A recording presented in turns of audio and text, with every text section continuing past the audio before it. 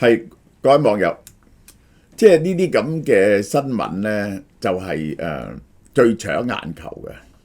咁我都要有一個 self discipline，盡量避免太多講呢個 topic。咁但係呢件事呢，約倍安心呢件事呢，有幾個新嘅發展，我都要 cover 一下。嗱，3個新嘅發展，2個係 relevant 嘅，一個係唔係 relevant 嘅。一個呢就係聖保羅男女校終於坐唔住，作出一個反應。我哋睇佢嘅反應合唔合理。一個呢就係一個就係佢呢個係點解 relevant 呢？就嗰個吹哨者指控佢呢係慣犯嚟嘅，佢又有第2件作品係抄襲嘅。咁呢2件事呢係 relevant 嘅。另外咧就潘家咧就惹咗另一個麻煩就俾人哋告佢哋騷擾安寧。咁我係做一啲 research，就係將嗰個 situation 咧就係講俾大家聽，點樣叫騷擾人哋安寧，喺法律上係點樣，係更多係 academic 嘅嘢嚟嘅。咁順便咧我就會講講聖保羅男女校嗰種顯核法，呢個就係好啦。聽晚當然係做直播啦。好啦，嗱，約培安心 AI 平台爭議嘅引火線。好啦，咁但係咧美國 AI Health Studio 聯合創辦人咧就發表聲明，話個平台咧佢阿媽委託佢哋做嘅，對其他參賽者咧唔公平，呢個係好啦，香港資優學校教育學院2025年8月18號個調查結果。嗱，我哋睇下呢個調查結果係點寫。呢個作品係符合比賽規則嘅，係屬於學生原創嘅。佢強調係佢原創嘅。調查重點係檢驗作品嘅原創性同參賽佢合唔合規定。嗱，佢嘅參賽嘅規定咧係一定要學生自己完成嘅嚇。結果顯示，2023年10月已經向老師提出概念，咁即係話呢個能夠證明嘅咧就係佢老師啦。2024年1月至2月提交詳細方案，係早過美國科技公司嗰個部落格嘅內容。學院接受咧約培安心係學生原創嘅。至於佢嘅參賽作品同埋商業化產品嘅關聯性咧，難以直接界定。即係話咧，嗰間公司嗰間美國科技公司做嗰樣嘢咧，就唔能夠界定係同佢嗰個參賽獎品咧就有個作品咧有關係嘅。至於 AIHS 認為其作品完全由零開始，佢認為有問題。嗱，呢個係用個 timeline 嚟到否定，即係話佢已經交咗個作品 before 佢阿媽叫人哋做。咁我就想問，我係想問一樣嘢。咁結果呢嗰個 AIHS 做呢樣嘢，有冇交俾個評審委員會呢？佢係唔係參賽嘅作品嘅一部分呢？如果一有呢，佢係會影響咗嗰個參賽嗰個評審委員會嗰個評審呢？呢個就係作弊。如果佢係冇交呢樣嘢翻嚟呢，咁啊根本唔關你事，你就唔應該咁講。你哋話呢，我哋都冇收到呢份嘢，但你又唔話你冇收到呢份嘢喎。你點可以肯定你嗰個評獎唔係受後邊呢份嘢嘅影響呢？呢個我俾你哋嘅問題。好啦，佢阿媽爸爸媽媽嘅聲明個概念係原創嘅，媽媽揾人開發商業化版本。我都話成件事嗰個 argument 就係佢原創交咗出去。交咗出嚟個 time lock 係幾時？你寄出去有個 time stamp 噶嘛？咁咁最後呢個商業化版本有冇交去參賽？但係呢，人哋知道佢呢個參賽版本啊，喺嗰個競賽嗰個得獎嗰度呢，喺個網頁度呢，係有呢個商業化版本嘅喎。咁你點可以話冇關係呢？第二個就涉及病人資料嘅問題，呢個好明顯遮大炮，一定係用咗佢爸爸或者佢阿叔嘅病人嘅資料，而家堅決唔認。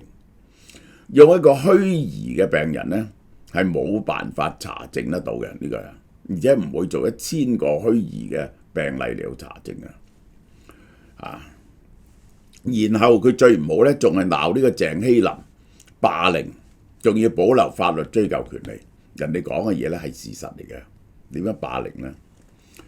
好啦，聖保羅男女校終於作出回應，話老師嘅參與係學生提出研究項目可行性嘅概念方法，即係嗰個老師呢，就係作為一個顧問嘅，比賽前嘅準備彩排提出意見，對佢嘅概念方法準備彩排提出意見。但係該校對於美國科技公司涉及參賽作品從不知情，從來唔知道。嗱，我哋睇清楚聖保羅 at 呢個 announcement 啊，本校學生潘希純過去1年參加咗多項科技相關比賽，原來佢成日參加比賽。佢嘅參賽作品呢，約培安心嘅原創性，嗱，佢係敘述事件，由6月開始喺網上平台有討論，傳統媒介有報導，學校一度跟進。我想知道學校點樣跟進？學校有冇去調查呢件事？有冇問學生攞成個流程出嚟？亦以學校持份者，呢個乜嘢叫做學校嘅持份者啊？家長會啊，嗰個學生當事人啊，簡述學校嘅跟進工作，同埋喺比賽中嘅角色，即係唔關學校事嘅。我呢就同啲家長呢就解釋咗㗎啦，呢個就係咪咁啊？學校一向鼓勵支持學生參加各類型比賽，等佢哋可以透過唔同嘅渠道學習、累積知識、增加知識經驗。約培安心係潘同學參加嘅多項比賽項目嘅一項參賽獎品。學校喺比賽角色呢，亦如其他公開比賽一樣，揾個老師做指導。佢喺過程中嘅參與就係就學生提出嘅研究題目嘅可行性概念同方法，以及比賽時準備同彩排提出意見。嗱，呢個呢同嗰個教師講嘅嘢呢係違背嘅。個教師啊係上節目嗰時呢話，佢同佢一齊研發出嚟嘅，係做得好辛苦，試過好多試錯嘅，就唔係只係對嗰個可行性方法、賽前準備。賽前準備你乜嘢都係賽前準備喎，不過彩排提出意見唔係咁簡單，佢有份研發，而且做研究得好辛苦。我哋鼓勵學生參加比賽，亦同時強調學生喺過程中一定要遵守學術誠信。咁你有冇調查呢件事啊？學校應訂立指引教育同提醒學生，學術誠信係學校價值最重要嘅一環。不停教育學生，當有學生唔守學術誠信嗰時，你會採取乜嘢行動啊？聖保羅就媒體及社交平台對約培安心事件嘅相關報導，佢第一時間揾潘同學了解咗，並按學校一貫嘅程序處理。唔該，你解釋你嘅一貫程序係點？你攞到幾多證據喺手？就傳媒講 AIHS 涉及潘同學參賽作品，學校及老師從不知情。嗱，呢個最重要，學校同老師從不知情。呢個從不知情就話唔知道呢間嘢係有參加，直至到呢單嘢爆咗出嚟。咁嗰個輔導老師都唔知道，即係呢話佢哋呢份嘢，我都話成件事嘅關鍵就呢份嘢有冇 submit 上去啊？係咪參賽嘅成個系列嘅展示嘅一部分啊？如果你有幫佢參加賽前嘅準備咧，呢份嘢如果有交到落去咧，個老師咧係水洗都唔甩嘅。好啦，就同學同家長決定放棄理解尊重，希望告一段落。而家呢個唔係呢個咁可以告一段落咩？呢個係唔可以。我哋係要即係咧，你聖保羅男女校，既然話要學誠信咁重要咧，你就要一係就係幫佢澄清。你話絕對冇，根據證據鏈嚟到講，點解冇解釋作出調查？你一係就要採取紀律處分。嗱，若潘同學安心調理身體，即係話佢病咗嚇，有空間做好開學準備，即係佢會翻嚟嘅，重新投入校園。希望事件告一段落。好啦，嗱，我哋睇下，即係我由我讀中學嗰陣時開始咧，聖保羅男女校咧已經係一個神一樣嘅存在。你知聖保羅男女校係由我哋學校我母校度拆出嚟嘅，聖保羅書院係1900幾年拆成男校同男女校，本來係男校，就喺男校咧拆個男女校出嚟嘅，咁樣嘅。我哋係早過佢好多嘅，但係我話我喺聖保羅讀，人哋問我一定澄清，我係聖保羅書院，唔係聖保羅男女校，因為聖保羅男女校個成績係好多嘅，我一定要澄清呢樣嘢嘅，係兩件事嚟嘅。雖然我哋係早過聖保羅男女校好多，係佢哋嘅母校嚟嘅，其實由我哋拆出去，但係聖保羅男女校實在太過顯赫啦。2025年啊，今屆產生17個狀元來自14間中學，我俾你睇佢幾位。一個係中國婦女會嘅終極狀元，10個超級狀元。自從2012年開考以來，一共127個狀元。聖保羅男女校一間學校23個，拔萃女書院15個，皇仁15個，喇沙9個。聖加勒撒、聖瑪麗啦，應該聖瑪麗啦，5個、4個、3個，23個，犀唔犀利啊？係唔可以比嘅，即係咧，你李嘉誠兩個仔都係聖保羅男女噶，陳啟宗都係聖保羅男女，最大嘅願望就讀聖保羅男女，香港啲家長就係神一樣嘅存在啊！仲有。香港 IB 平均領先，佢一半考 DSE， 一半考呢個 IB， 平均42.2，呢一個係，亦都好多人係44、45分，呢個係全香港 IB 學校考第一，喺全世界3名內，聖保羅男女係。好啦，嗱，我有一個朋友係專科醫生，聖保羅男女校出身。佢睇咗呢個片段，深以為恥。佢講話你乜嘢原創性？藥品警戒學係一門監察、檢測並且預防藥物不良反應嘅科學領域。傳統藥品警戒學嘅 Apps 咧，市面上已經唔少㗎啦。譬如 Applegate，AI 用喺藥品警戒學領域咧，10年前已經研發㗎啦。SPCC 嘅指導老師唔知咩？佢深以為恥，呢個係好啦。嗱，呢個吹哨者鄭希林講嘅嘢，學校聲明口聲聲強調注重誠信，對項目不知情。然後個指導老師咧威嗰時咧就話同學生一同研發，前後矛盾。呢個係聖保羅男女中學聲明從不知情，呢個。同樣嘅嘢，呢個係咪矛盾？好啦，佢爸爸媽媽嘅聲明，回首事件發酵初期，佢喺 LinkedIn 嗰度話鄭希林 humiliating， 咁你又係話人就得，人哋話你又唔得，係咪啊？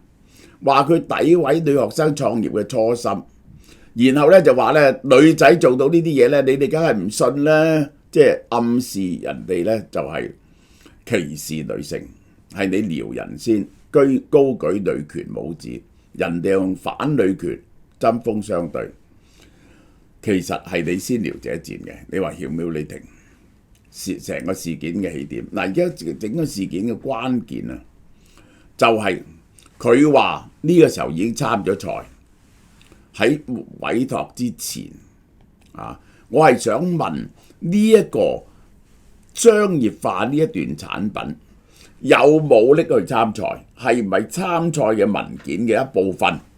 你答我呢個問題，呢個一定係有嘅。如果唔係呢，人哋唔會知嘅。如果係另外一樣嘢，人哋唔會知，就因為話佢呢個得獎，將呢樣嘢發布咗出嚟，然後個吹哨者咧先至發覺嘅。約培安心事件唔係在於潘家唔誠實，彭博士同個女固然喺行為上存有不誠實之處，但係關鍵就係個制度啊，呢啲比賽啊幾求其啊，學校同埋機構啊係包庇啊，聖保羅男女校啲學校一定係想包庇，但係唔係嘅，你要保持清譽咧，一定要作出紀律處分。病人私隱又有病人私隱嘅問題，呢個唔調查唔得，呢個唔調查唔得。病人私隱問題係應該係由呢個香港醫務委員會去調查嘅，呢個係。但係佢爸爸曾經被除過牌嘅，被停過牌，因為啲廣告嘅問題，話佢賣啲廣告唔啱規則嚇。創科比賽誇大成風。個女話產品有病人試用過嘅，然後咧你又話嗰啲係虛擬攞翻嚟嘅資料，呢一個係約培安心事件啊，呢個係公眾有個明確嘅交代。呢個我覺得呢啲講呢啲都唔係一個問題。唔該你清清楚楚將啲文件交代出嚟，幾時交上去嘅嗰份文件，係交咗乜嘢文件？個評判係咪淨係睇呢份文件，冇睇到後來嗰份完整嘅實行嘅 coding 嘅代碼？如果唔落實就可以得獎呢，我就覺得非常之有趣，非常之有趣。呢個就係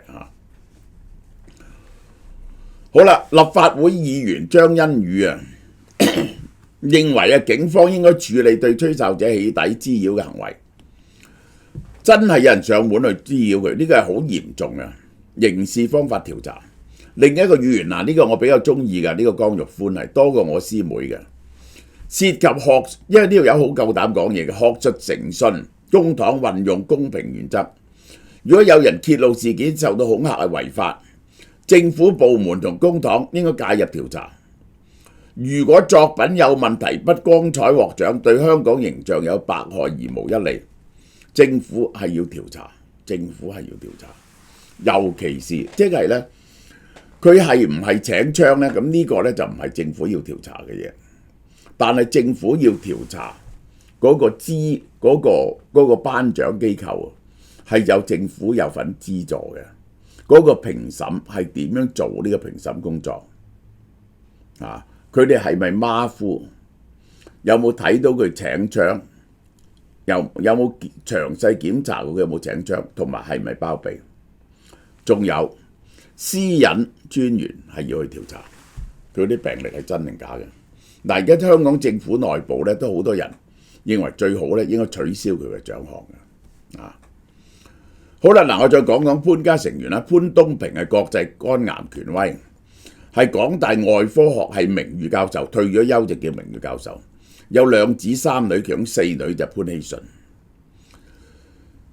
其妻彭詠芝係港大外科醫學院助理教授，曾經喺番禺讀嘅聖保羅男女中學家長教師會擔任秘書啊。佢係所以聖保羅男女，佢同聖保羅男女有好密切嘅關係嘅。嗱，你記住佢有2子3女啊。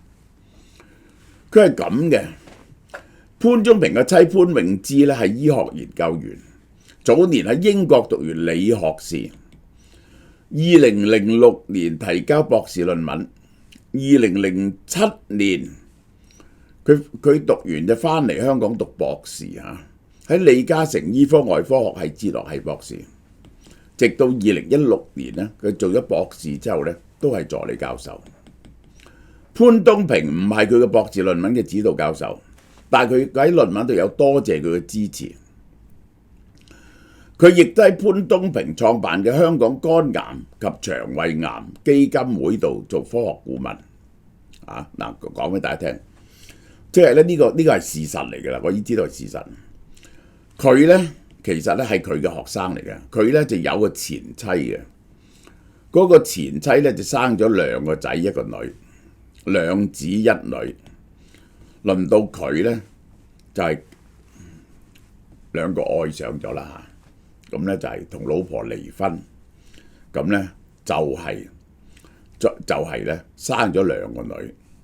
呢個潘希純咧就係大女嚟嘅，呢個就係咁樣。咁呢個人真係好厲害嘅，呢個人其實搞呢單嘢出嚟，揾美國專業公司嚟去寫咧。寫嗰個 coding 咧，都係佢搞出嚟。好啦，原來佢做過第2單嘢喎。早在2002年3年前，佢同一個同學參加少年警訊舉辦嘅 STEM Up 創新科技大賽，以 High Safe 報平安鞋展奪初中組冠軍。呢個係一個 AI 智能鞋展，即係咧有 sensor 嘅，會感覺到你有乜嘢唔妥，話俾你聽啦。類似功能嘅鞋展咧，早已喺2016年喺淘寶有得賣。好乜嘢？佢有冇做到個鞋展出嚟咧？我真係，你做個圓形嘅鞋展出嚟，呢個都好大鑊㗎喎。初中組嗰陣時。雖然未必構成法律上嘅專權，但所謂嘅創意其實就係抄襲，而鞋展唔係原創設計，係現成產品。用呢樣嘢參賽，呢個就非常好笑。嗰個鞋展啊，係咪佢做出嚟嘅？呢個鞋展係原來有前科嘅。嗱，我係講俾你聽，聖保羅書院係欠大家一個交代。嗰個評審機構又係欠大家一個交代，要將成件事相關嘅文件、時間、證據全部列晒出嚟。呢個嚇好啦，另一單唔相干嘅嘢啦。嗱，肝癌權威潘東平嘅家人捲入約賠，安心啊。然後咧，佢哋咧同埋2個女嚇，同埋嗰個人一告就告佢哋全家，同埋咧。隔離屋嗰啲，因為佢唔知邊個發出嚟，被輪高入邊噪音滋擾索償，鄰居並要求法庭發出禁制令。案件27號閉門處理和解，大家傾。而家明年2月9號再審，即係咧和解唔到。嗱，呢啲咧係鬥氣嘅事件嚟嘅，我講俾你聽。冇人要去到為咗噪音打官司，去區域法院度打官司，喂，啲律師費好 Q 大鑊嘅。你嗌我嘈，我冇咁嘈咯，係咪啊？咩時間可以俾我彈琴啊？大家可以傾噶嘛。咁但係呢點咧，我就睇睇香港嘅法律係點寫嘅。原告係安寧，由簡松年律師行代表。被告潘東平、其妻潘詠詩、2個女潘依純、希純同依純嚇，點解改呢個咁嘅名咧？呢個希3點水嘅希字同個依字都係好罕見嘅事。佢哋住喺貝沙灣嘅，近呢個近翻工用翻醫學院容易嘅嗰陣，中層 A、B 2個單位，佢哋打通咗2個單位嘅，由陳應達律師事務所出庭。訴訟內容涉及滋擾行為及違反大廈公契，申請臨時禁制令，要佢停止。我講俾大家聽，根據土地查冊咧，涉案嘅貝沙灣18樓 A 座係彭詠詩2014年2800萬買嘅，2014年 B 室2400萬買入，2800萬、2400萬，咦？爭400萬咁遠嘅，5200萬，2層打通咗佢，我相信係有2700尺咁上下嘢，5000幾萬。而兩個女唔係業主，嗰、個原告安寧咧就係喺7樓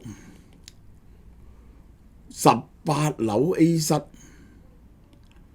佢喺大廈同大廈7樓 B 室。喂，我唔明喎，呢個係咪錯啊？呢個17樓係咪爭一層？應該係樓下嚟㗎係嘛？冇可能爭10層去告人㗎。當日呢個單位咧就唔係兩個打通嘅，就係2000萬買入嘅啫。2014年10月真係冤家對頭，佢又買入，佢又買入，應該係17樓呢個冇可能。B 室就係喺佢樓下。咁咧而家已經知道唔係漏水嗰啲嘢，係噪音。嗱，香港嘅噪音法例係點咧？我要講俾大家聽，呢個係大家學一啲嘢。喺晚上11點到凌晨7點，或者一般假期入邊，如果喺住宅或公眾地方製造或容許製造他人煩惱嘅噪音，係犯法嘅，係刑事。如果下邊過11點一嘈，你就打電話報警，警察就會嚟干預嘅。即係咧，你唔可以做嘅，呢啲嘢係唔可以做嘅。就係咧11點到第日7點，同埋放假期間嚇。同條例第5條，有啲噪音嘅來源啊，包括樂器、音響、遊戲、開 disco、打機打到鬼殺咁嘈、拉小提琴、拉大提琴，呢啲噪音喺任何時間都可能被管制。演奏樂器本身係受條例監控嘅，即係咧，你如果日日喺度彈嗰陣時，阿蕭定一細個嗰陣時咧就係學小提琴啊，俾隔離投訴到我暈，結果佢冇學嘅。呢個係白天勤練琴係咪違法嘅咧？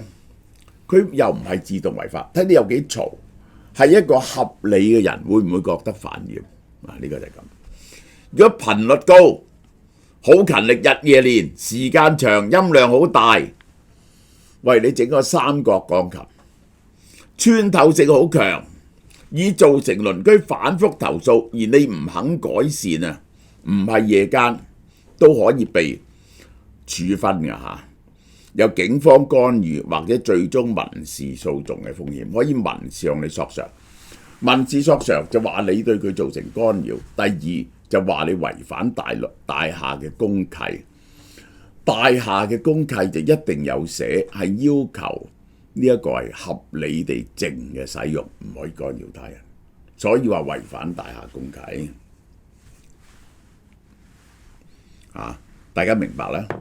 咁好明顯佢兩個女咧就好勤力練習，咁咧呢個人咧就係唔服氣，上去同佢講，佢哋話我有權練習啫，其實呢啲咧係要各退一步，呢啲係鬥氣。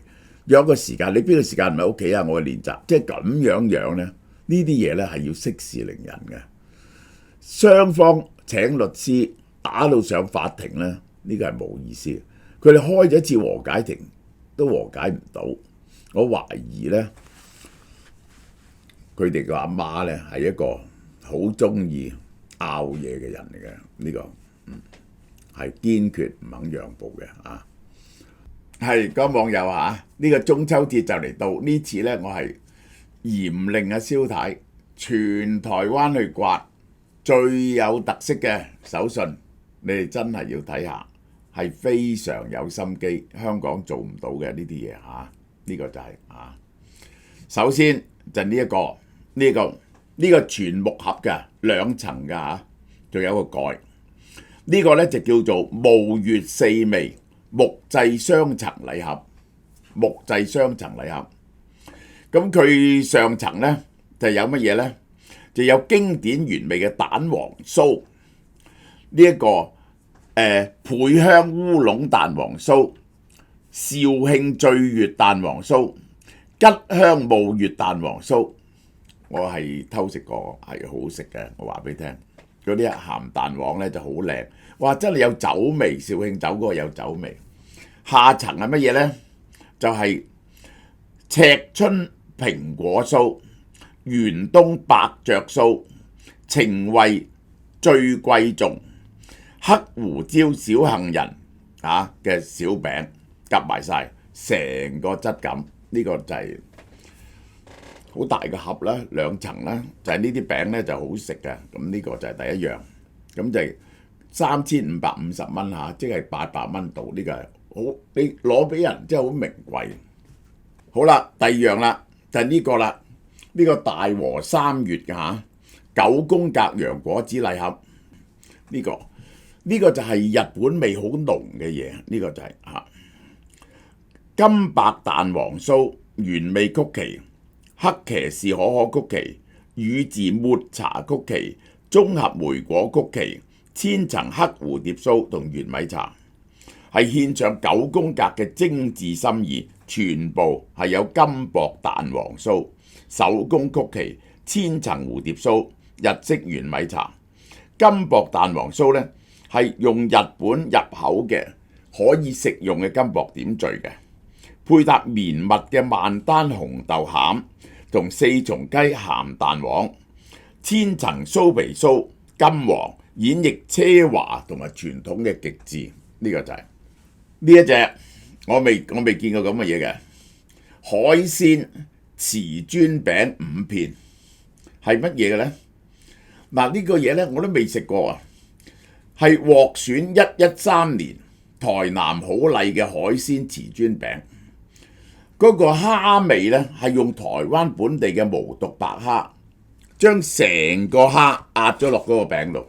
我未食過咁嘅嘢，咁特別嘅嘢嘅。食落去呢，個蝦味係好強烈嘅，呢個係完整將嗰個鮮蝦釀入個蝦餅度，台灣獨一無二。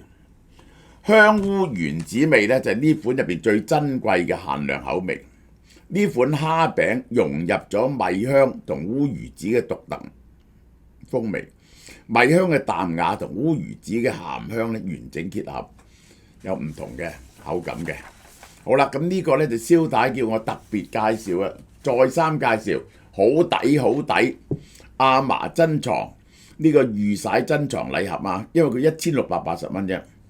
大家睇見連埋個盒咁大盒，係2層嘅，係有烏豆沙蛋黃酥9粒、鳳凰酥5粒、原味豆塔5粒。產品特色係精選呢個車城紅仁鹹蛋黃，減糖嘅，唔係咁甜嘅，烏豆沙內餡，少油，美味不打折扣。呢個係咧非常抵嘅，1680蚊啫。好啦，跟住落嚟咧就到日出嘅產品啦。嗱，呢一個咧就叫做日出鮮得月禮盒，係好靚嘅個盒係。棗泥蛋黃酥套裝係土鳳凰酥6粒、綠豆餅4粒、棗黃蛋黃酥6粒，好靚呢個，1980蚊台幣。呢個就係跟住落嚟呢一個啦，呢啲咧係假嘅，呢啲因為大部分俾我食晒，呢個剩翻少少喺出邊。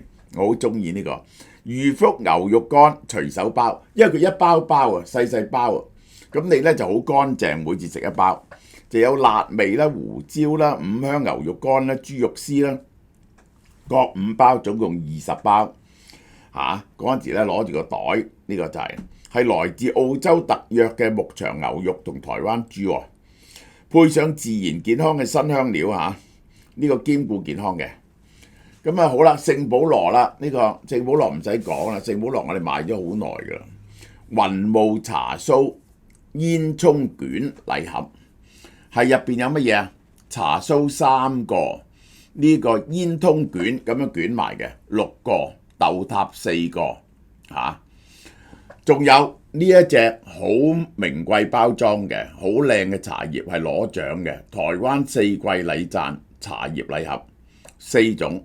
非常漂亮，阿里山烏龍1個，阿里山金萱1個，凍頂烏龍1個，東方美人1個，4款經典嘅台灣茶，設計雅致，包裝有雅致嘅包裝，堅持茶葉嘅品質，榮獲日本2018年世界綠茶大賽最高金獎。好啦，咁呢一個就係佢呢個2盒。呢個茶葉加呢個微熱山丘嘅蘋果酥，呢個2盒茶葉，你覺得唔需要咁多茶葉，就配微葉山丘，6粒呢個蘋果酥，蘋果酥係好好味道嘅，蘋果酥係加埋阿里山烏龍一個，阿里山金萱一個，1780蚊台幣呢個。